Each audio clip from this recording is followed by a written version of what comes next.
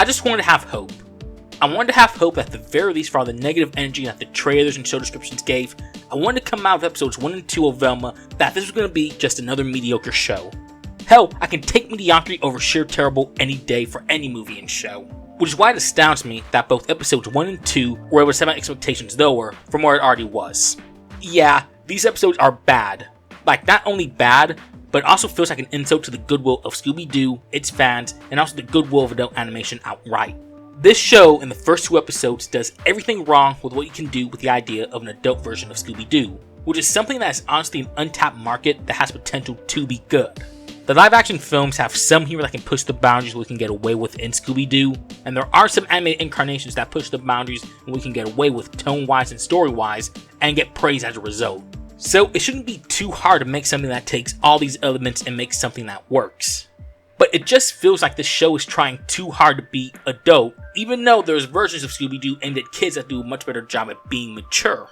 But with that being said, there are like only a few saving graces that the show has, but we'll save that towards the end because the cons heavily outweigh the pros here.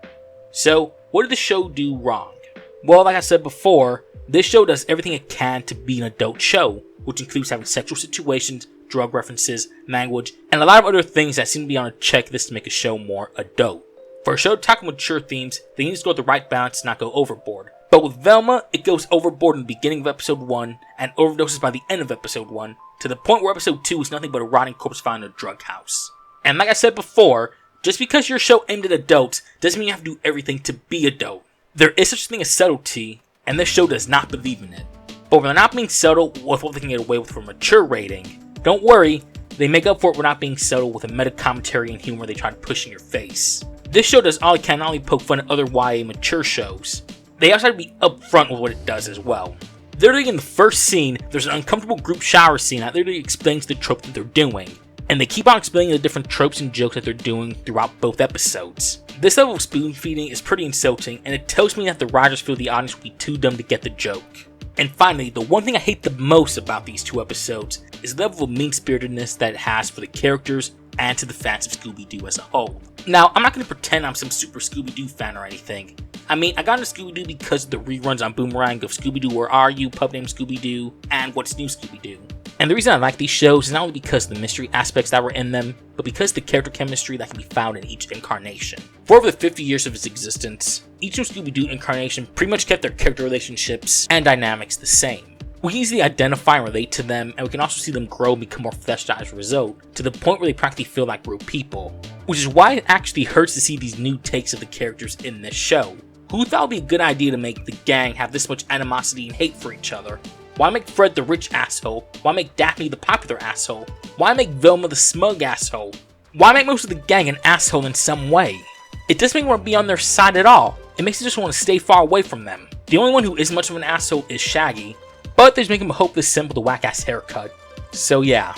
So these are some of the biggest problems the show has. So what's some of the saving graces for it? Well, it's obvious. The art design isn't that bad. The show does what it can to distance itself from the kid-friendly side of Scooby Doo, and makes its own identity with some pretty cool looking scenes that can show the dark side of an adult Scooby Doo. And yes, while some of the character designs can be hit or miss, I can't knock down the artists who had to make this, because they had a job to do and they had to make do with what they had. And there's actually a handful of actually decent jokes that can be found in both episodes, but that's where my praises end. Cool looking art designs and a few decent jokes can't really help the show with all the other problems I've listed. It tries to do so much it can to be different from the usual Scooby Doo status quo, that it becomes something that doesn't really deserve to belong in the franchise of Scooby Doo. It's also guilty of being another adult animated show that does too much to make itself adult, which is honestly upsetting that people see this as something that could work, even though shows like Invincible prove that adult animation can be more than swearing, sex, and drugs. I won't even look at this as some form of guilty pleasure because all I felt after watching this was a huge migraine. No joke, this show gave me a headache. Look, I'm already 2 episodes in, which is too deep for me, so with a bottle of Advil in hand, I'm just going to finish up this season. Maybe by some miracle it gets better, but I have no hope for that being the case, because as it stands, Velma is on track to be not only the worst cartoon of 2023, but probably the worst cartoon of the 2020s.